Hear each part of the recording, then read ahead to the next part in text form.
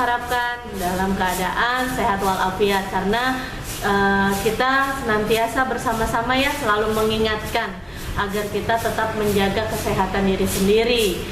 Alhamdulillah kita bertemu kembali dalam pembelajaran satu arah. Masih tetap satu arah ya, tapi Ibu harapkan tidak menyurutkan semangat kalian meskipun hanya pembelajaran satu arah.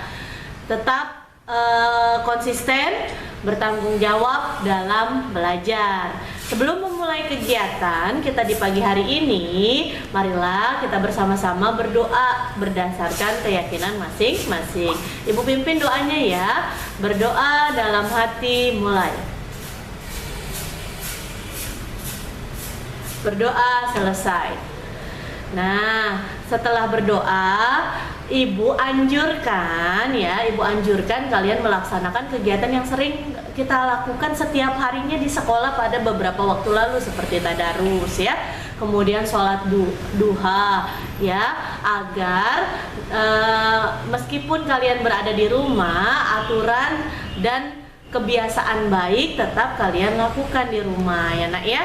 Baik, setelah itu bekali diri kamu dengan sarapan yang bergizi ya, tentunya sarapan yang mengandung makanan 4 sehat 5 sempurna. Jangan asal ya, jangan asal. Tempe tahu pun merupakan makanan bergizi ketika tidak ada daging ataupun olahan lainnya ya.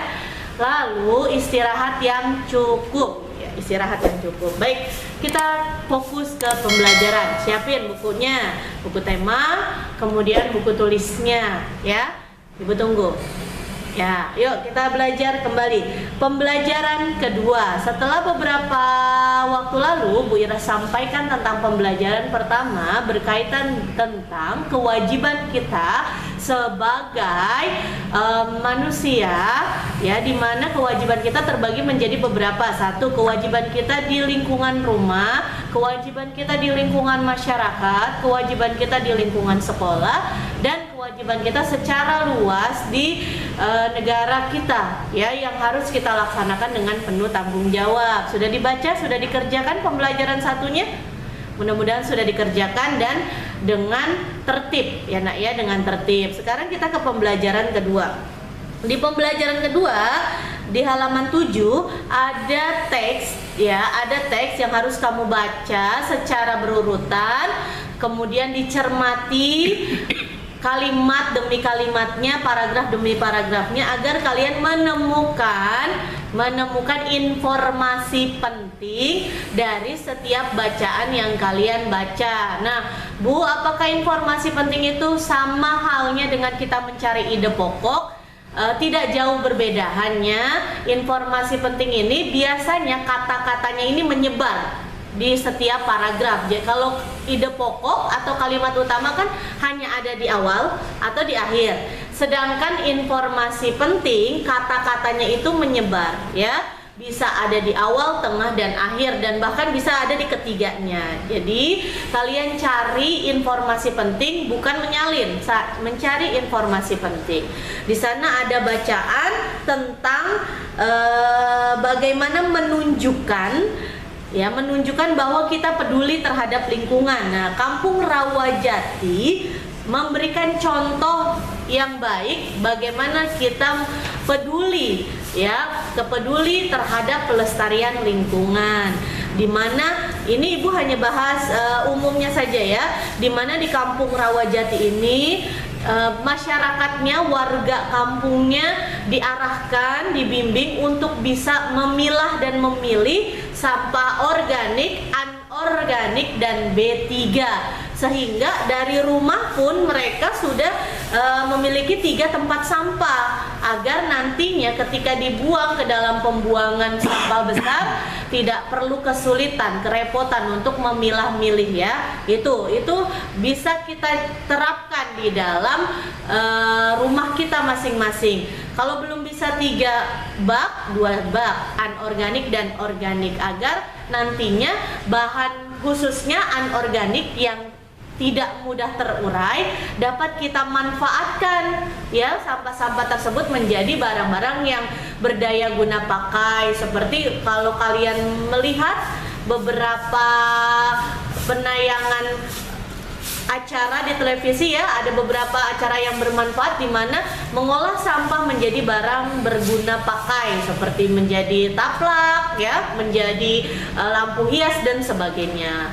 Nah, selain itu di dalam teks Kampung Rawajati ini ya, warga kampungnya, masyarakat di kampung tersebut diarahkan oleh pejabat daerah setempat seperti RT dan RW untuk namanya menabung sampah. Jadi nantinya sampah-sampah yang dikumpulkan tersebut sudah dipilah-pilih, kemudian sampah tersebut ya nantinya ditabung. Nah, hasil dari kita menyetorkan sampah tersebut, uangnya nanti ada kasnya. Nah, itu kan bermanfaat, kita dapat pendapatan dari sampah yang kita hasilkan, sampahnya juga bisa berdaya guna pakai. Nah, untuk itu setelah kalian baca, kalian akan tunjukkan apa itu informasi penting dari teks Kampung Rawajati. Itu udah Bu Ira garis bawah itu beberapanya ya. Apa judul bacaan di atas? Bisa kamu lihat di halaman 7 ya. Apa kata kuncinya? Kata kunci bisa berasal dari 3 paragraf yang ada, yang disajikan ya. Ada 4 paragraf yang disajikan. Dijawab pertanyaan ini di buku tulis temamu menggunakan soal dan jawaban dengan tulisan yang rapi ya. Mari kita beranjak kembali ke halaman berikutnya. Di sini ada kesempatan kalian mengekspresikan, mengaktualisasikan kemampuan kalian dalam seni ya. Jadi belajar lebih menyenangkan dengan bernyanyi, belajar lebih menyenangkan dengan menggunakan alat musik dan lain sebagainya. Dalam pembelajaran 2, siswa ya diminta untuk menyanyikan lagu Aku Cinta Lingkungan. Dengan menyanyikan lagu tersebut, biasanya siswa ya akan mudah memahami bagaimana bersikap dan menjalankan cinta lingkungan ya. Nanti kamu bisa lihat lagu-lagunya, aransemen nadanya dan intonasinya ada di beberapa media elektronik ya, misalkan YouTube, Google. Kamu klik aja, tulis aja lagu Aku Cinta Lingkungan. Ya, Bu Ira khawatirnya tidak bisa membawakan lagu dengan nada yang pas. Ya, nak ya, nanti kamu bisa untuk sekedar hiburan ketika kamu mengerjakan tugas ya. Baik, halaman berikutnya, halaman 10. Dari lagu yang sudah kalian nyanyikan, di sana ada perintah ayo berlatih. Apa isi lagu tersebut? Lagu tersebut adalah tentang kepedulian terhadap lingkungan. Apakah kamu menyanyikan lagu di atas sesuai dengan interval lagunya? Iya, berdasarkan contoh yang ada di media elektronik ya. Apakah kamu mengetahui apa yang dimaksud dengan interval lagu? Interval lagu adalah jarak antar nada-nada yang ada pada suatu lagu, jaraknya antar nada-nada pada suatu lagu. Coba tuliskan di dalam kolomnya. Tuh, tadi Bu Ira sudah sampaikan, interval lagu adalah jarak antara nada-nada yang ada pada suatu lagu. Nah, ketika kalian menjaga lingkungan ya, tentunya kalian akan menerapkan pola hidup bersih. Ketika kamu menjaga lingkungan ya, biasanya melakukan tindakan secara nyata seperti kerja bakti. Nah, pada umumnya kerja bakti dilakukan oleh warga masyarakat yang peduli terhadap lingkungan. Nah, Ibu harapkan ya, salah satu bentuk kepedulian kita sebagai anak-anak yang sudah tumbuh besar ya, yang dikategorikan sebagai remaja adalah ikut terjun langsung ya, berkecimpung ada di dalam kegiatan, salah satunya kegiatan kerja bakti, baik itu yang perempuan maupun yang laki-laki ya nak ya. Ngomong-ngomong ya, bicara-bicara tentang remaja, apakah kalian tahu tentang remaja? Nah, ini pun kita bahas di pembelajaran berikutnya di halaman 10 dan seterusnya ya.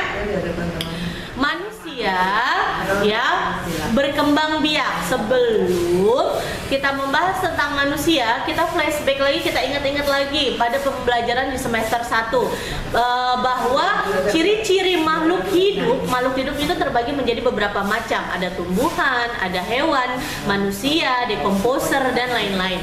Nah, makhluk hidup ya, ciri yang pertamanya selain ciri-ciri yang lainnya adalah bernapas ya. Yang kedua berkembang biak. Gunanya apa? Tujuannya apa berkembang biak? Untuk mempertahankan jenisnya agar tidak hilang atau lenyap. Nah, beberapa waktu lalu di semester 1 kalian mempelajari tentang bagaimana hewan berkembang biak, bagaimana tumbuhan berkembang biak ya.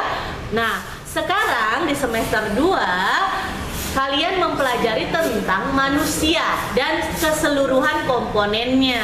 Nah, ini merupakan pembelajaran yang dimana pembelajaran ini patut kalian cermati.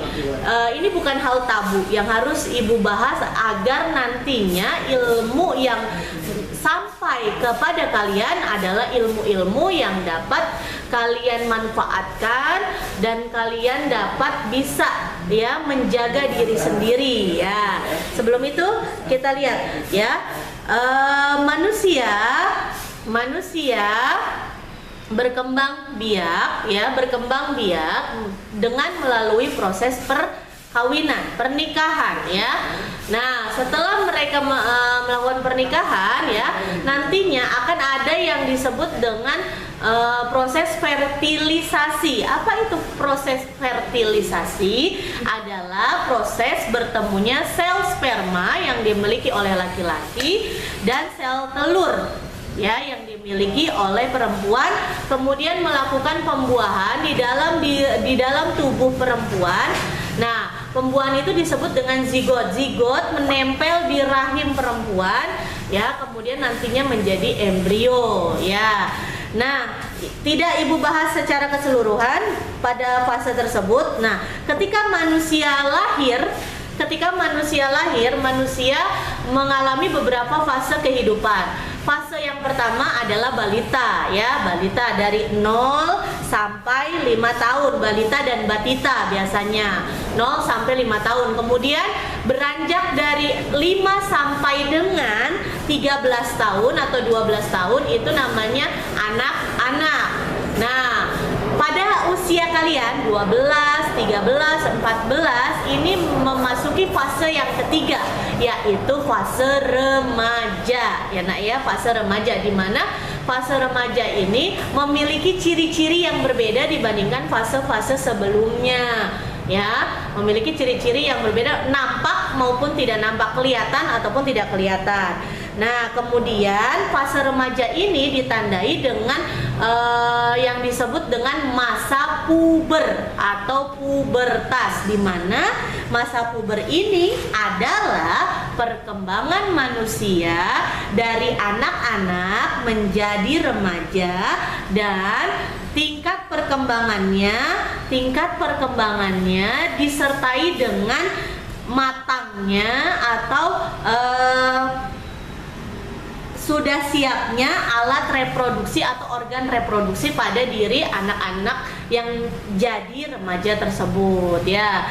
Nah, dalam hal ini lihat di gambar halaman 11 sayang, lihat di situ ada gambar ya, ada gambar dua ya, yang terbagi menjadi dua bagian, anak perempuan dan anak laki-laki ya, remaja laki-laki dan remaja perempuan ya, ada ya di gambar buku temamu ya, bagus banget gambarnya. Nah, secara mata biasa melihat ya, ada pasti perbedaan yang kamu lihat dari gambar tersebut ya, mulai dari tinggi badan, mulai dari berat badan ya, kemudian ukuran pakaiannya ya, itu mempengaruhi perbedaan yang ada. Selain itu, ada perbedaan-perbedaan yang ada antara anak-anak dan remaja. Kita bahas satu persatu. Ciri-ciri ciri-ciri khusus remaja laki-laki, ya, ciri-ciri khusus remaja laki-laki dan ciri-ciri khusus remaja wanita perempuan berbeda-beda, ya. Dengan dia masuk ke dalam masa puber, maka organ reproduksinya pun akan berfungsi dengan baik, ya, akan berfungsi dengan baik. Nah, dikarenakan kerja hormon semakin stabil, ya, di usia mereka, maka akan memiliki ciri-ciri yang bisa terlihat dan tidak terlihat, ya. Yang nampak ciri-ciri laki-laki itu satu, suaranya membesar. Biasanya tuh, coba deh kamu coba diingat-ingat ketika kamu usia 10 dengan kamu yang sekarang usia kamu nih, yang bagi remaja laki-laki khususnya pasti berbeda, ya, lebih membesar, ya, atau lebih kuat gitu, kencang, ya. Kemudian yang kedua, selain suara nih, pita suaranya, ya, makanya antara remaja perempuan dan laki-laki berbeda di area leher. Kalau laki-laki pita suaranya membesar, makanya kelihatan seperti ada benjolan di antara leher. Itu bukan penyakit, ya, itu merupakan pita suara yang membesar. Namanya yang dikenal umum di masyarakat adalah jakun, ya, jakun. Jadi tumbuh jakun. Kalau perempuan tidak ada, ya, jarang sekali ditemukan. Makanya perempuan harus lemah lembut bicaranya karena memang sudah kodratnya seperti itu. Kemudian yang ketiga, tumbuh bulu-bulu halus di bagian area-area tertentu, ya, di bagian area-area tertentu. Nanti ketika kamu membersihkan diri nih, bagi remaja laki-laki, kamu bisa menemukan, ya, rambut-rambut itu tumbuh di bagian area-area tertentu. Kemudian yang keempat, biasanya anak laki-laki ini ketika sudah masuk masa puber atau organ reproduksinya mulai matang, dia akan mengalami mimpi basah, ya. Nah, kalau di dalam ilmu Islam, ya, ini berarti ditandai bahwa laki-laki ini sudah memasuki masa balik, ya. Masa balik artinya dalam tuntunan Islam harus sudah memenuhi kewajiban, ya, dengan penuh tanggung jawab seperti sholatnya, ya. Kemudian selain sholatnya yang lain, ya, seperti mengaji dan lainnya. Itu ciri-ciri khusus remaja laki-laki. Nah, ciri-ciri khusus remaja perempuan, ya, ciri-ciri khusus remaja perempuan. Remaja perempuan itu tidak memiliki jakun. Oh ya, satu lagi, maaf, tumbuh kumis kalau yang laki-laki, ya. Remaja laki-laki itu tumbuh kumis di area atas bibir. Nah, itu biasanya sering lebat, ya. Kalau enggak sering dirapikan, tidak terlihat punya kumis, tapi biasanya rata-rata fase itu ada, ya. Lalu yang perempuan, kita berbicara ke ciri-ciri khusus remaja perempuan. Satu, remaja perempuan itu mengalami menstruasi, ya. Jika perempuan sudah mengalami menstruasi, ya, harus mampu menjaga kebersihan diri sendiri. Yang kedua, mampu mengendalikan pergaulan, ya. Mampu mengendalikan pergaulan artinya bukan mahramnya, bukan muhrimnya tidak boleh, ya, tidak boleh bersama-sama di tempat-tempat yang yang khusus gitu, ya. Dengan ketika bermainlah sewajarnya, ya. Ketika berkumpullah sewajarnya. Kemudian selain itu mengalami menstruasi, yang kedua adalah area dada atau tumbuhnya payudara membesar. Kenapa? Karena memang di dalam dada tersebut ada pembuluh-pembuluh halus, di mana pembuluh-pembuluh halus itu menghasilkan, ya, cairan-cairan ASI yang nantinya siap untuk mengasihi nanti ketika dia sudah melahirkan. Itu makanya berbeda dengan laki-laki, ya, karena memang nantinya tujuannya untuk mengasihi. Kemudian panggul atau pinggul membesar karena siap untuk proses kehamilan. Panggulnya membesar dibandingkan laki-laki, ya. Lalu tumbuh rambut di area-area tertentu. Nah, Biasanya antara remaja laki-laki dan remaja perempuan, masa pubernya lebih dahulu remaja perempuan. Biasanya 2 sampai dengan 4 tahun lebih dahulu remaja usia 10 ya, bisa di usia 12 tahun. Sedangkan remaja laki-laki lebih lambat. Biasanya dia baru memasuki masa puber di umur 14 sampai dengan 16 tahun ya.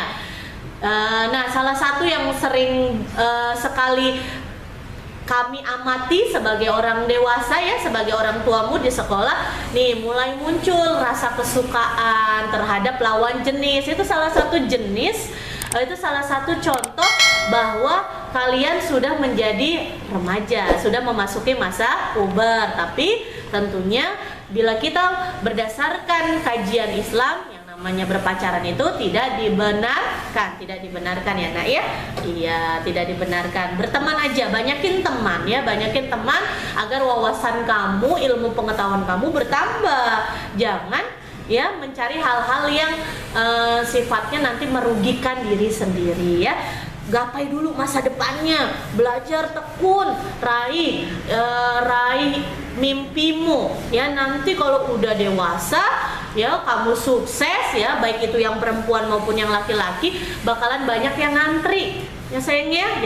Jangan sekarang untuk berlomba-lomba berpacaran. Simpan dulu hasrat itu ya, simpan dulu, dah berteman aja. Baik, ibu luruskan kembali. Nah, jadi masa pubernya antara perempuan dan laki-laki lebih dahulu perempuan ya, lebih dahulu perempuan. Nah, dari ciri-ciri yang ibu sampaikan ya, dari ciri-ciri yang ibu sampaikan ini merupakan ilmu pengetahuan ya. Ilmu pengetahuan artinya Bu Ira bukan berkata jorok, memang ini yang harus disampaikan agar kalian mengetahui, nantinya bisa menjadi bekal kalian untuk mawas diri, apalagi pihak perempuan ya nak ya. Terus selain itu dengan ciri-ciri tersebut ya, biasanya nih antara perempuan dan laki-laki di area wajah. Nah, ini hormonnya sering tidak stabil, apalagi apabila jumlah keringat atau pengeluaran di pori-pori tubuh itu meningkat ya, dalam bentuk cairan atau yang kalian kenal dengan keringat, ini sering banyak. Nah, kalau tidak membersihkan diri biasanya akan tumbuh jerawat ya. Nah, caranya tidak dengan lain-lain, yaitu dengan cara membersihkan kondisi tubuhnya dengan baik. Kalau ternyata jerawat itu sudah mengganggu, sudah makin banyak, maka konsultasikan ke dokter. Itu berarti sudah bercampur dengan bakteri, artinya ada terjadi infeksi. Ini dialami dan itu wajar. Ketika tumbuh jerawat itu wajar ya, karena memang hormonnya sedang bekerja. Kemudian bau keringat ya, kalau kalian sebutnya burket ya, bau keringat ya, basah ketek gitu. Bu Ira tahu karena memang pernah ngalamin ya pada masa itu. Nah, itu memang wajar karena memang hormon progesteron dan testosteron yang bekerja di dalam diri kamu itu memang sedang memproduksi banyak ya, wajar. Yang penting jaga kebersihan diri, itu kuncinya, jaga kebersihan diri. Untuk sementara di pembelajaran 2 ibu cukupkan. Nanti apa yang ibu sampaikan kalian rangkum di halaman 11 tentang ciri-ciri, terus pengertian fertilisasi, lalu apa yang dimaksud dengan masa puber, ciri-ciri fisik perempuan dan laki-laki yang memasuki masa remaja ya, dengan tulisan yang rapi. Kalau tidak muat kolomnya ditulis dengan rapi nih, Bu Ira aja ditulis rapi tuh ya, ditulis rapi. Jadi kamu pun sama harus ditulis rapi agar bisa dikoreksi. Nanti tugasnya dikirimkan melalui via Telegram kepada Bu Ira dan Pak Bahri di kelas 6B. Nah, nantinya kalau Ibu sih sama Pak Bahri mengharapkan dalam setiap kali pembelajaran selesaikan hari itu latihannya, jangan ditunda-tunda, ngumpulin baru 3 hari sekali atau 4 hari sekali. Kamu sendiri yang nanti akan kerepotan ya. Jadi setiap harinya belajar dengan tekun. Ingat, dalam belajar didampingi oleh orang tua. Ibu akhiri kegiatan kita pada pagi hari ini. Mohon maaf apabila ada kalimat yang mungkin salah Ibu menghaturkan permohon maaf. Wabillahi taufik walhidayah. Wassalamualaikum warahmatullahi wabarakatuh.